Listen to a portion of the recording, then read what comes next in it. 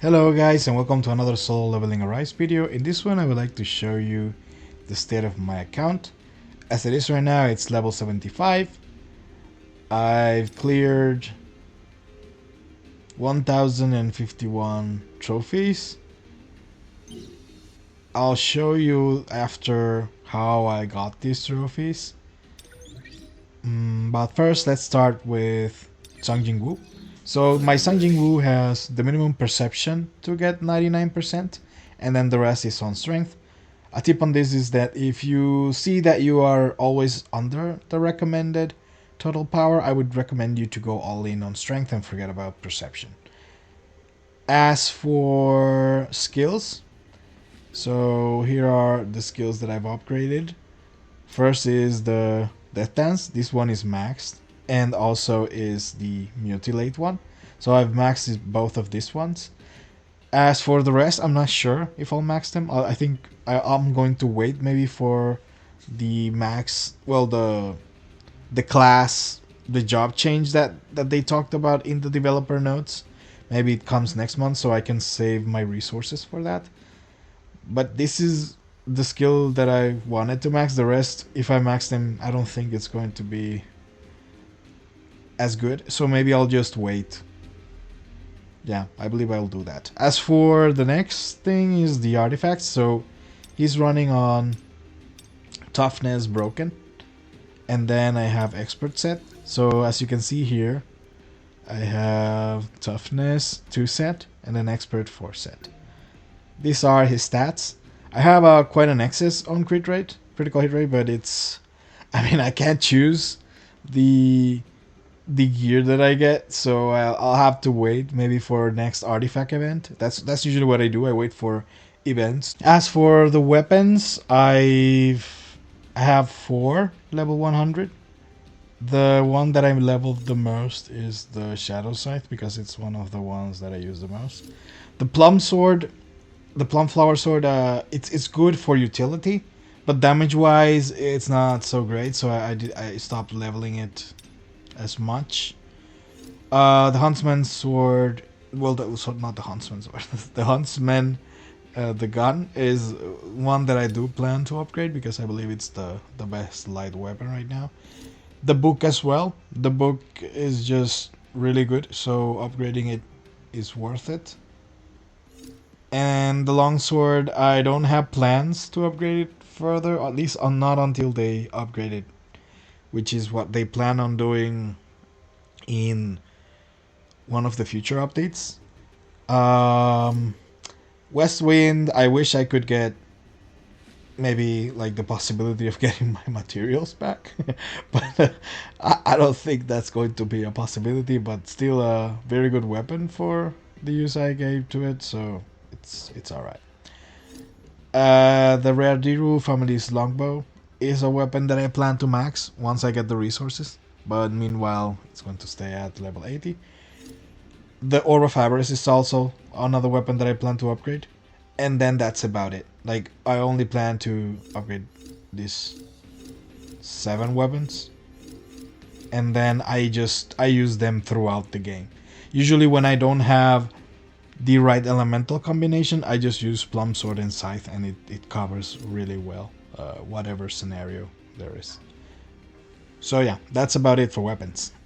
As for hunters, my most invested hunter is Emma, because most of the time I spend is doing gates, and she's really good at clearing mobs and making gates faster. So I just use her wherever I can. These are her stats.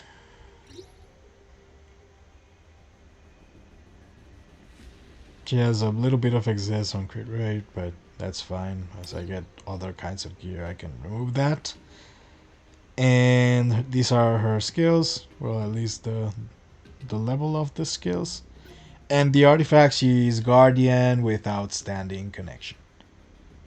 Next is Choi, which is one hit kill broken. Concentration of firepower. I believe it's really good because you cycle him, so it's a good accessory set. These are his stats.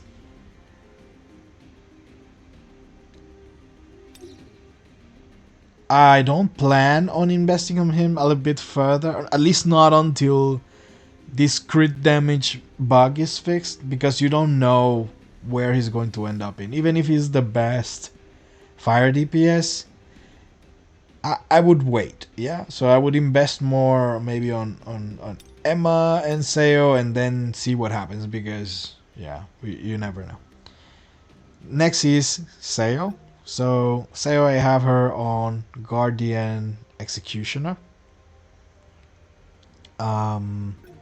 These are her skills. And these are her stats. I have a lot of characters with excess crit rate, but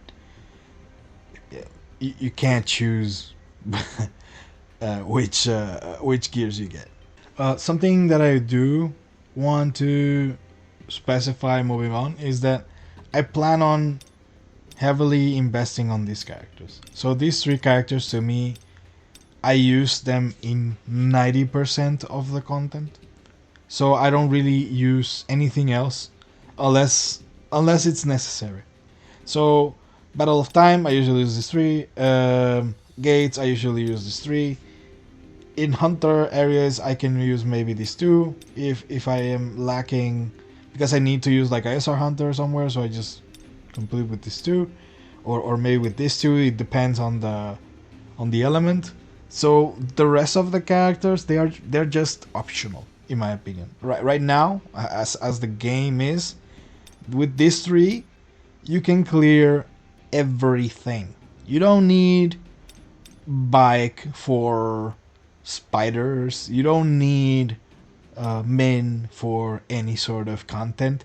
With these three well built, you can do any dungeon. You can do any gates. You can do probably every hunter challenge. There could be some situations where it needs like a specific color, stuff like that, but most of the gameplay, these three. Okay, moving on to Silvermane bike. I summoned for him, so I'm building him, but it's going to take some time, as in this game can be quite resource heavy at first. So I'm trying not to neglect him, but I want to invest on these three first, and then I can maybe invest further into him. These are his stats. His critical hit rate is a bit low, but maybe I can fix that on the next artifact event. And well, his skills are not very well invested yet, but I'll work on that next month.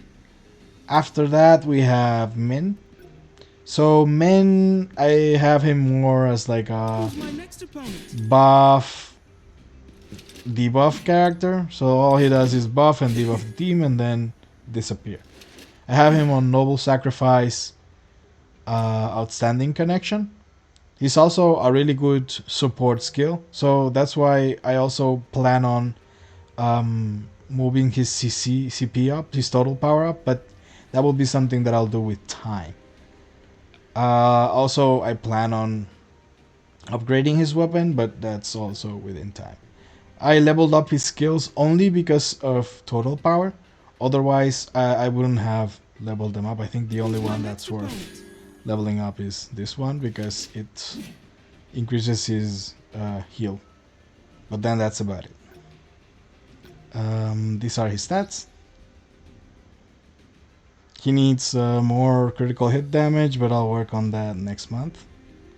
And yeah, probably more HP would be good. The last one is Bayek. So Bayek, I don't have him so well built. Reason being is because I don't have enough upgrade resources to build him further, and also based on the usage, I wouldn't build him further. So I have him on solid analysis and concentration of firepower. His skills are mostly all level 4 except for his ult, which is a little bit more leveled. I haven't leveled him to 75 yet. Maybe I should. Yeah, let's do that. Alright, 70k power. And these are his stats. It's a bit mediocre stats, but I don't build him very well because I don't use him that much. As much the only content that I may use him sometimes is power of destruction. So yeah, don't invest that much on him. I don't do so much investment on him. Then the rest of the characters are not as well built. So mine is so when you see like characters. Well, I mean at this point in the game, characters with 50k ish power, then yeah, I don't have them built. The exception, well, I use Lijo he on power of destruction, but I didn't invest on her because she doesn't do damage. So as long as she stay alive, she can stay alive. Then it's good for me. Yeah, and I don't even invest on her skills. I just invested on her so that she could stay alive.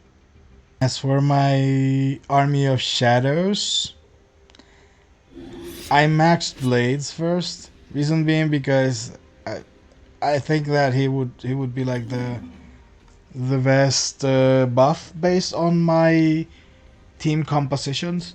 So Sun Jinwoo stages are more important than Hunter stages in my opinion, and I use Choi as my main DPS, so just those two reasons alone make it so that it's worth to level him up. Igris, though, I would recommend going for Igris because he's more generic. Because we don't know what's to come. This guy will buff basic attack, so who knows? Maybe he's the most used one. But uh, meanwhile, I would definitely level up Igris. I do. Well, I'm quite far. But after Igris, I don't think I'll level any of these two. And then I'll just level this guy. And then use this guy with this two. That might be a good choice. Although, thinking about it, Tank has this defense decrease skill.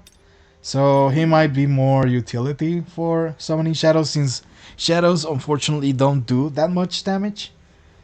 So maybe moving forward, I would level up this guy, and then with the other resources I might level Tank. That's about it for shadows. This is my current battle tier. As I said, my top three are Emma, Choi, and Seo, and I think I'll keep it this way. Unless the new characters become like real meta characters that will be required in certain areas. Otherwise, then yeah, I will invest on these three. With the current weapons I have, this is the Armory. I do plan on maybe leveling up the longsword. As you can see, I have two longswords. How the Armory works is that it chooses SSR weapons over SR weapons, even if they are of more total power than one of the SR weapons. So just something to have in mind. Unfortunately, I could have a higher armory total power if I didn't have the sword, but I usually wait for events to do the upgrades so that I can get points and win rewards. So I'll just live with that in the meanwhile. So I showed in the start of the video that I have, I believe, 1,049 points, something like that. 1,051 battle missions. How I got them is, well, let's first go to the story. So in the story, I cleared all the normal ones, and then the hard ones, I'm still missing about 16. I will complete them with time. I'm not in a rush. As for the instance dungeons, those were kind of a pain because getting stars for this is losing instance keys or encore keys, so it's not really that good. But I clear most of them, just missing that one. But I'm far away from the next target, so I won't do it. And then Battle of Trials, both are complete. So on player side and on hunter side, I have the 90 ones.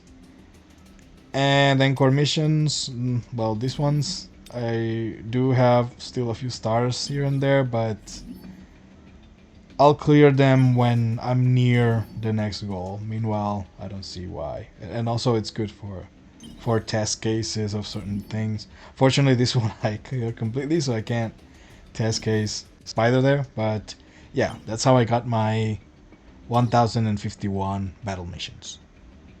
Last one is commissions. I haven't done any of them. I just do them with gates. So as you can see, I don't have many of them. But I think I'll start doing that because of all the summons you can get from there. And I believe there are already resources telling you where to hunt them. And they're mostly for free, so it's just... It's more about repeating the same thing various times, and then you get the level up in the tickets. So for next month, I'll focus a little bit more on this.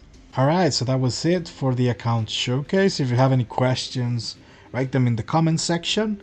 If you like this kind of content, please like and subscribe, and I'll see you guys in the next one. Bye bye.